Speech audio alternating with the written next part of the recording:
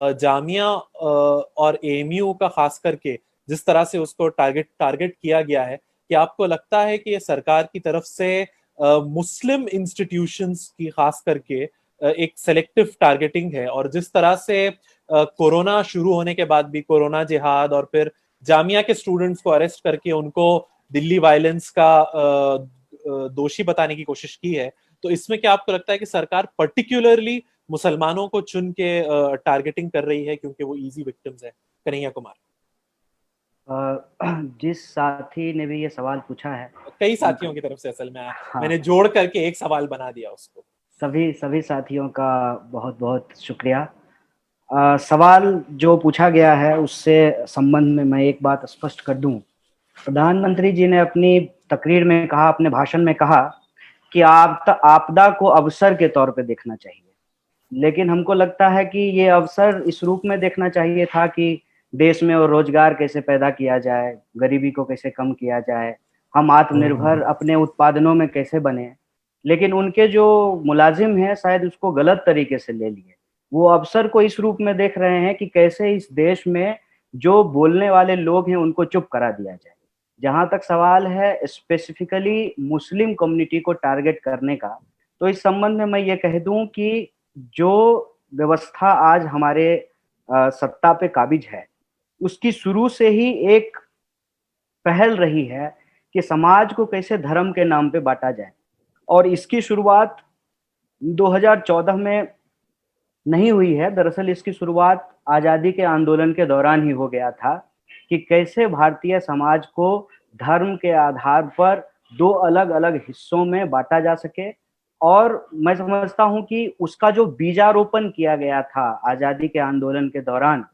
और आज जब ये सत्ता में आ गए हैं तो ये उसका फसल काटने की कोशिश कर रहे हैं। आप देखेंगे बार बार जो नैरेटिव इस देश में घूम घूम करके चलता है,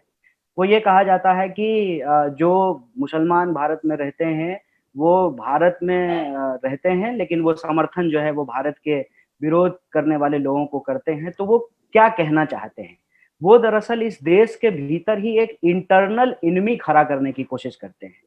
कि पाकिस्तान तो मान लीजिए बंटवारा होकर के भारत से अलग होकर के चला गया, लेकिन आपके मोहल्ले में, आपके टोले में कैसे एक पाकिस्तान खड़ा किया जाए, कैसे साथ में जो खेलने वाले लोग हैं, जो एक साथ ही क्रिकेट खेलते हैं, उनको आपस में कैसे बांट दिया जाए, एक साथ ही उनका व्यवसाय चलता है, उनकी दुकानें चलती हैं, उनको आपस में कैसे बांट दिया जाए। और ये धर्म के आधार पे टारगेटिंग इसलिए होती है कि जब जब देश धर्म के बहस में उलझा रहेगा तो फिर लोग ये सवाल नहीं पूछेंगे कि आखिर इस देश में जीडीपी का 1.5% हेल्थ पे क्यों खर्च किया जाता है, आखिर इस देश में जीडीपी का कम से कम 6% जो है वो एजुकेशन पे क्यों नहीं खर्च किया जाता है, 45 साल में देश में सबसे ज्यादा बेरोजगारी क्यों है, क्यों जो हमारे मजदूर हैं जो इस देश की अर्थव्यवस्था का चक्का चलाते हैं उनको आज रोटी नहीं मिल रही है। उनको सपना दिखाया गया था कि भाई आपको बुलेट ट्रेन देंगे, और वो अच्छे दिन के वादे में वोट भी किए थे। बुलेट ट्रेन तो छोड़ दीजिए, साधारण जनरल ट्रेन उनको नहीं मिल रहा है, और जो ट्रेन मिल रही है उसको पहुंचना था गोरखपुर, वो पहुंच जाता है कहीं और। एक अंग्रेजी हिंदी गाना है कि पहुंचना था जापान पहुंच गए चीन। ये जो पूरी की पूरी परिस्थिति है जिसको हम कहते हैं बुनियादी सवाल से लोगों को गुमराह करना, उसके तहत ये टारगेटिंग की जाती है। और बात सिर्फ यहीं तक नहीं रुकती है। अब देखिए कि उसका अगला शब्द क्या होता है, जिहादी, नक्सली, एंटी नेशनल, टुकड़े टुकड़े गैंग के सदस्य। इसमें किन लोगों को शामिल किया जाता है? मुसलमानों को शामिल किया जाता है, दलितों को शामिल किया जाता है, इस देश के भीतर जो मजदूरों और किसानों के हक और अधिकार को लेकर लड़ने वाले लोग हैं, जो महिलाओं के हक और अधिकार को लेकर लड़ने वाले लोग हैं, जो इस देश में न्याय और बराबरी की आवाज उठाने वाले लोग हैं, चाहे वो किसी भी समुदाय के हों, उनको इस कैटेगरी में डाल दिया जाता है। तो ये पूरा का पूरा एक एक नैरेटिव खड़ा किया गया है, भाई ये लोग प्रो मुस्लिम हैं, भाई ये लोग एंटी हिंदू हैं। इस तरीके का नैरेटिव इसलिए बनाया गया है कि जो चाल 1947 में भारत के विभाजन के दौरान रची गई थी, और मैं फिर से आपको याद दिला दूं और सब लोगों को ये नोट करना चाहिए कि भारत का जब विभाजन हुआ उसका समर्थन हिंदू महासभा भी कर रही थी और मुस्लिम लीग भी कर रहा था। और मुस्लिम लीग के जो समर्थन करने वाले लोग थे वो पाकिस्तान चले गए, जो गांधी को समर्थन करने वाले लोग थे, जो मौलाना अबुल कलाम आजाद को समर्थन करने वाले लोग थे, जो इस देश में कहते थे कि हम हिंदू हो या मुसलमान हो, सिख हो या ईसाई हो, हम सब हिंदुस्तानी हैं और मिल करके साथ रहेंगे, वो लोग यहाँ रुके थे और आज उनको इस देश में रुकने की सजा दी जा रही है। बार बार उनसे इस देश का नागरिक होने का कभी प्रमाण पत्र मांगा जाता है, कभी उनसे देशभक्त होने का प्रमाण पत्र माना जाता है, और ये नैरेटिव खड़ा किया जाता है कि ये जो तमाम विश्वविद्यालय हैं जिनके नाम थोड़ा मुसलमान सा लगे देखने में, उनको आतंकवादियों का अड्डा बताया जा सके, और उनके हक के लिए जो यूनिवर्सिटी खड़ा हो, चाहे जेएनयू खड़ा हो, चाहे एचसीयू खड़ा हो, चाहे इलाहाबाद यूनिवर्सिटी खड़ा हो, चाहे बनारस यूनिवर्सिटी हिंदू यूनिवर्सिटी खड़ा हो, उस यूनिवर्सिटी के जो विद्यार्थी हैं उनको इस टुकड़े टुकड़े गैंग के फ्रेमवर्क में डाला जा सके, और लोगों के जो बुनियादी सवाल हैं उसको हमेशा गुमराह करके, हिंदू मुसलमान का गैर जरूरी बहस खड़ा करके,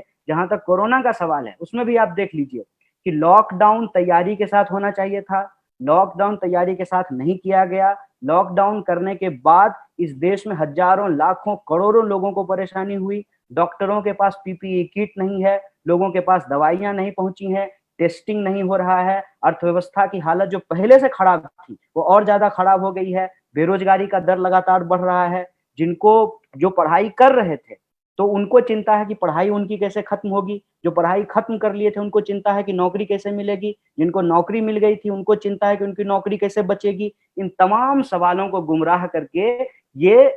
हिंदू मुसलमान के बहस में देश को फंसाना चाहते हैं। इसीलिए जिन साथियों ने भी ये प्रश्न किया है उनसे भी हमारा यही आग्रह है कि ये जो पूरा का पूरा मामला है, जिस तरीके से विद्यार्थियों को गिरफ्तार किया गया है, जैसा कि बाकी साथियों ने भी आपसे अपील किया है कि आप केस के मेरिट को जाकर के देखिए, और कोई भी केस उठा करके देख लीजिए। अगर हम लोग अपने ही केस का उदाहरण दें, इतने साल हो गए हैं, दिन रात प्राइम टाइम चला था कि देश के खिलाफ बोला गया है, क्या हुआ है उस मामले में, क्यों उस पे जो है फास्ट ट्रैक कोर्ट का गठन क्यों नहीं किया गया है? क्योंकि उनको मालूम है कि इन सारे केसेस से ये लोग निर्दोष होकर के निकल जाएंगे। लेकिन ये जो पूरा का पूरा प्रोसेस है, आप सोचिए, जिस लॉकडाउन के दौरान लोगों को खाना नहीं मिल रहा है, लोग अपना क्लास नहीं कर पा रहे हैं, पढ़ाई खत्म करने में उनको दिक्कत हो रही है, इस परिस्थिति में विद्यार्थियों को गिरफ्तार करके, जो प्रेग्नेंट महिला है उसको गिरफ्तार करके जेल में डाला गया है ताकि उसको यातना दिया जा सके और तो उसको प्रताड़ित किया जा सके, और समाज को यह संदेशा दिया जा सके कि जो सरकार के खिलाफ बोलेगा उसकी आवाज को बंद कराएंगे। तो आप मीडिया साथियों से हमारा अपील है कि आप हमारी आवाज सरकार तक पहुंचाइए कि सरकार से हम सीधा सीधा मांग करते हैं, पहली बात ये कि ये जो बदले की राजनीति है सरकार बंद करे, जिन लोगों को भी गिरफ्तार किया गया है सारे पॉलिटिकल प्रिजनर्स को बिना शर्त रिहा किया जाए, और तीसरी बात, दुनिया कोरोना से लड़ रही है, आप भी कोरोना से लड़ने पे अपना ध्यान फोकस कीजिए। एक कहावत है, खिसियानी बिल्ली खंभा नोचे, खिसियानी भाजपा विद्यार्थी नोचे। तो ये विद्यार्थियों को और विश्वविद्यालयों को नोचना बंद कीजिए, ये सीधा मांग है हमारा सरकार से। कन्हैया जी कुमार के लिए सवाल ये है, प्रिंट की फातिमा खान जर्नलिस्ट हैं, is there a reason why you have been absent from this conversation against the arrests for so long? As someone who rose out of the students movement, do you think you should be at the forefront of this fight against students? Kanhaiya, आप इसको respond करना चाहेंगे? साथी, ये जो सवाल उन्होंने पूछा है, बहुत सारे लोगों के मन में ये सवाल हो शायद कि क्यों हम लोग बहुत एक्टिव नहीं हैं, और इस प्रेस कॉन्फ्रेंस की एक अच्छी बात यह है कि शुरू में ही लोगों ने इसको स्पष्ट कर दिया कि हम लोग क्यों नहीं कर पा रहे हैं, और हम लोग नहीं कर पा रहे हैं यही अवसर है सरकार के लिए कि लोग घर से बाहर नहीं निकल पाएंगे, बहुत बोल नहीं पाएंगे, रैलियां नहीं कर पाएंगे, प्रोटेस्ट नहीं कर पाएंगे, क्योंकि लॉकडाउन है। और अगर लॉकडाउन के नियमों का हम पालन नहीं करेंगे तो जैसे इस देश की हर समस्या के लिए विपक्ष को जिम्मेवार ठहरा दिया जाता है और एक फ्रेमवर्क तैयार किया गया है कि जो नहीं हुआ उसके लिए नेहरू जी जिम्मेवार हैं, और जो मोदी जी कर रहे हैं, सोचिए अगर मोदी जी नहीं होते, अगर मनमोहन सिंह होते तो देश की परिस्थिति क्या हो गई। आप मने गिरी हुई हरकत समझ लीजिए कि ये है कि मोदी जी हैं तो 3000 लोग ही मरे हैं, मनमोहन सिंह प्रधानमंत्री होते तो 4 लाख लोग मर जाते। इस तरह की बेगैरत बात करने वाले लोग हैं। तो हम लोगों की मजबूरी ये है कि लॉकडाउन का पालन करना है। अगर लॉकडाउन का पालन नहीं करेंगे तो सरकार के समर्थन में जो बोलने वाले लोग हैं वो कहेंगे कि आप लोगों ने ही जो है कोरोना फैला दिया है देश में, कोरोना का वायरस जो है वो चाइना में मिला है, लेकिन कुछ लोग जो है भारत के भीतर जो रहने वाले भारतीय लोग हैं उनके फ्रिज में कोरोना का वायरस ढूंढना शुरू कर देंगे। तो ये जो परिस्थिति है, इस परिस्थिति में ही वो लोग अवसर तलाश लिए हैं कि जब ज्यादा प्रोटेस्ट नहीं हो सकता है तो क्यों ना टारगेट करके, सिंगल आउट करके, एक एक करके लोगों को गिरफ्तार किया जाए। और रही बात व्यक्तिगत तौर पे हमारे बहुत एक्टिव होने का, तो लॉकडाउन की परिस्थितियां उसके लिए जिम्मेवार है, और हमारे जैसे लोग कैसे एक्टिव नहीं होंगे, हमको तो हर हाल में एक्टिव होना पड़ेगा। उसकी वजह ये है कि हम ये समझते हैं कि हमारी पीठ भले अलग अलग हो लेकिन सत्ता का डंडा एक है। जब हम ये बात समझते हैं तो हम अपनी पीठ अलग अलग ना रखें, हम अपनी लड़ाइयों को टुकड़ों टुकड़ों में ना लड़ें, बल्कि उनको मिला करके एक बेहतर समाज के निर्माण के लिए अपनी लड़ाई को हमको लड़नी है। और जहां तक सिंगल आउट करने का बात है, तो ठीक कहा हमारी जामिया के एक साथी ने कि यही तो कोशिश है उनकी कि लोगों को आपस में बांटा जाए, लोगों को डराया जाए। तो ना हम डरे हैं ना आपस में बटे हुए हैं, हम लोग मिल करके इस सवाल को उठाएंगे। लॉकडाउन की परिस्थितियों के चलते हम लोग नहीं उठा पा रहे थे बहुत एक्टिवली, क्योंकि उसके जो नियम कानून है उसको फॉलो करना पड़ता है। और हमारे लिए जरूरी और भी हो जाता है कि आज हम सब लोग जितने लोग बात कर रहे हैं, शायद हम में से किसी को पता नहीं है कि किसकी गिरफ्तारी कब हो जाएगी। तो ये सवाल एक्चुअली डाइवर्ट किया गया है, और मैं प्रिंट की अपनी साथी से अपील करना चाहता हूं कि जब इस तरह का सवाल फ्रेम किया जा रहा हो कि जिग्नेश क्या कर रहे हैं, कन्हैया क्या कर रहे हैं, तो उस समय बेसिकली ये सवाल पूछा जाना चाहिए कि जब देश में हजारों लाखों प्रवासी मजदूर पैदल घर जा रहे हैं तो देश के श्रम मंत्री क्या कर रहे हैं, लेबर मिनिस्टर कौन है? देश को पता ही नहीं है कि लेबर मिनिस्टर कौन है। जब कोरोना चल रहा है तो स्वास्थ्य मंत्री जो है वो लूडो खेल रहे हैं। जब देश के विश्वविद्यालय बंद कर दिए गए हैं तो हमारे जो शिक्षा मंत्री हैं वो टीवी देखते हुए फोटो डालते हैं। तो जो सवाल सत्ता से पूछा जाना चाहिए, वो सवाल जो डिसेंडर के रूप में जिनको हम देखते हैं, जो सवाल को मुखरता से उठाने वाले लोग हैं, उनसे ही उल्टा सवाल पूछा जाता है। ठीक है, हम सवाल पूछने का सम्मान करते हैं क्योंकि हम चाहते हैं कि सवाल पूछा जाए, लेकिन मेरा ये मानना है कि लॉकडाउन एक अवसर लेकर के आया है सरकार को विद्यार्थियों को संट करने का। तो हम इस अवसर में यह कोशिश कर रहे हैं कि कैसे लॉकडाउन का पालन करते हुए एक तरीका निकाला जाए और अपनी आवाज सरकार तक भी पहुंचाया जाए और लोगों को भी आपस में संगठित किया जाए। बहुत बहुत शुक्रिया।